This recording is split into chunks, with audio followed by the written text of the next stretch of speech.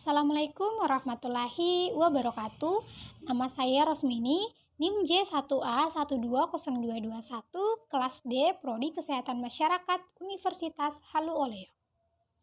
Dalam rangka memenuhi ujian tengah semester yang diberikan oleh dosen pembimbing saya, yaitu Bu Hartati Bahari SKMMKes, maka pada kesempatan kali ini saya akan memaparkan materi yang sudah saya pelajari dan pahami selama ini.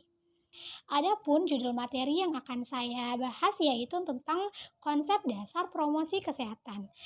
Dengan subbagian yaitu yang pertama tentang sekilas determinan kesehatan, kemudian kedua tentang mengenal promosi kesehatan, ketiga tentang model promosi kesehatan, dan kemudian yang keempat tentang determinan sosial kesehatan dan praktek promosi kesehatan. Baik, langsung saja yang pertama yaitu mengenai determinan kesehatan. Determinan, apa sih sebenarnya determinan itu? Nah, berdasarkan Kamus Besar Bahasa Indonesia, determinan itu artinya faktor yang mempengaruhi. Maka dalam hal ini, determinan kesehatan itu adalah faktor yang mempengaruhi derajat kesehatan seseorang. Berdasarkan konsep Bloom, maka derajat kesehatan masyarakat ini dapat dibagi menjadi 4 kategori, yaitu genetika, lingkungan, pelayanan kesehatan, dan juga perilaku. Dalam penelitian yang dilakukan oleh Hendrik L. Bloom tersebut, ia menemukan bahwa faktor perilaku merupakan faktor dominan yang paling mempengaruhi derajat kesehatan seseorang. Lalu kemudian pelayanan kesehatan, kemudian lingkungan, dan kemudian genetika. Artinya, sebaik apapun pelayanan kesehatannya, sebaik apapun lingkungannya, kalau perilakunya tidak bagus, maka kesehatan seseorang itu cenderung juga tidak bagus. Kemudian pelayanan kesehatan. Pelayanan kesehatan yang dimaksud adalah pelayanan kesehatan bukan hanya dari sisi kuantitas atau jumlah dari pelayanan kesehatan itu sendiri, tetapi juga dari sisi kualitas pelayanan kesehatannya, di mana pelayanan kesehatan ini memiliki efek bagi pasien. Jika pelayanan kesehatannya itu baik, maka otomatis pasien yang berobat di suatu tempat pelayanan kesehatan itu akan mendapatkan pemulihan dari kesehatannya. Tetapi jika pelayanan kesehatannya itu buruk, maka otomatis pasien yang berobat pun juga akan ikut memburuk. Dalam hal ini ia tidak puas ataupun juga dapat bertambah sakit misalnya. Kemudian lingkungan. Lingkungan yang dimaksud ini bukan hanya lingkungan fisik, tetapi juga lingkungan sosial, ekonomi, budaya, dan lain-lain. Contoh kecil di dalam lingkungan sosial misalnya, jika tetangga kita dari jam 7 malam sampai azan subuh itu putar musik kenceng banget sampai mengganggu istirahat kita, maka otomatis besoknya saat kita hendak beraktivitas kembali, itu pasti tubuh kita dalam kondisi yang tidak bugar. Karena itu lingkungan juga dapat menjadi penentu derajat kesehatan. Kemudian yang terakhir yaitu genetik. Banyak faktor penyebab penyakit genetik ini. Contohnya itu seperti diabetes mellitus, juga kencing manis. Kemudian upaya dalam merubah perilaku seseorang itu dapat dilakukan dengan dua cara, yaitu dengan tekanan dan juga dengan pendidikan. Maksud dari tekanan yaitu upaya agar masyarakat mengubah perilaku atau mengadopsi perilaku kesehatan dengan cara-cara berupa tekanan, paksaan, atau koersi. Koersi dalam Kamus Besar Bahasa Indonesia itu adalah bentuk akomodasi yang prosesnya itu dilaksanakan dengan menggunakan tekanan, sehingga salah satu pihak yang berinteraksi itu berada dalam keadaan lemah dibandingkan dengan pihak lawannya. Sedangkan pendidikan itu adalah upaya agar masyarakat berperilaku atau mengadopsi perilaku kesehatan dengan cara persuasi, bujukan, himbauan, ajakan, memberikan informasi, memberikan kesadaran, dan sebagainya. Lalu mana yang lebih bagus untuk merubah perilaku, melalui tekanan atau pendidikan? Jawabannya adalah pendidikan. Kenapa? Karena kalau tekanan itu walaupun dia memberikan dampak yang lebih cepat terhadap perubahan perilaku, tetapi pada umumnya perubahan atau perilaku baru ini tidak langgeng karena perubahan perilaku yang dihasilkan dengan cara ini tidak didasari oleh pengertian atau kesadaran yang tinggi terhadap tujuan perilaku tersebut dilaksanakan. Sedangkan kalau pendidikan, walaupun memakan waktu yang lama dibandingkan dengan tekanan, tetapi bila perilaku tersebut berhasil diadopsi masyarakat, maka perilaku tersebut akan langgeng bahkan selama hidup itu dilakukan. Contohnya mudah saja, seseorang yang walaupun buta tetapi memiliki pengetahuan akan perilaku kesehatan, maka tanpa disuruh, tanpa dibimbing sekalipun, pasti saat membuang sampah itu dia akan mencari tong sampah untuk membuang sampahnya. Nah, berbeda dengan orang yang walaupun matanya normal, tapi tidak memiliki pengetahuan akan pentingnya kesehatan, dalam artian tidak memiliki perilaku kesehatan, maka walaupun tong sampah ada di depan dia sekalipun, dia pasti akan membuang sampah sembarangan karena dia tidak memiliki perilaku sehat tersebut. Kemudian masuk pada subbab berikutnya mengenai mengenal promosi kesehatan. Nah, promosi kesehatan masih dipahami semata-mata sebagai pengganti setelah pendidikan kesehatan. Nah, secara institusional mungkin benar bahwa promosi kesehatan itu merupakan pengganti pendidikan atau penyuluhan kesehatan. Tetapi secara konsep itu berbeda. Maka lebih baik dikatakan bahwa promosi kesehatan merupakan revitalisasi pendidikan kesehatan. Adapun berikutnya tentang terminologi promosi. Dalam promosi kesehatan, sekurang-kurangnya itu mengandung 4 pengertian sekaligus.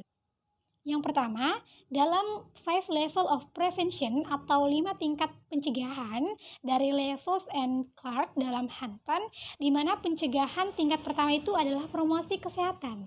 Kemudian yang kedua yaitu memasarkan atau menjual, dalam hal ini promosi kesehatan itu menjual ide-ide bisnis tentang promosi kesehatan. Kemudian yang ketiga yaitu dalam literatur lama atau pada zaman Belanda itu dijumpai istilah propaganda kesehatan. Propaganda kesehatan itu adalah upaya sistematis secara terus-menerus untuk mempengaruhi orang lain atau masyarakat melakukan hal-hal yang sehat. Kemudian yang keempat yaitu promosi kesehatan dilakukan dan identik dengan penyuluhan kesehatan. Adapun promosi kesehatan menurut Elgrin adalah segala bentuk kombinasi pendidikan kesehatan dan intervensi yang terkait dengan ekonomi, politik, dan organisasi yang dirancang untuk memudahkan perilaku lingkungan yang kondusif bagi kesehatan. Kemudian kalau menurut WHO, promosi kesehatan itu adalah proses memungkinkan seseorang untuk meningkatkan kontrol atas faktor-faktor penentu kesehatan dengan meningkatkan kesehatan mereka. Kemudian masuk pada subbab yang ketiga yaitu model promosi kesehatan. Model promosi kesehatan itu mempertimbangkan 5 pendekatan, yaitu yang pertama medis yang berhubungan dengan penyakit dan perawatan. Kemudian perilaku, ini bagaimana promosi kesehatan itu dapat berubah perilaku.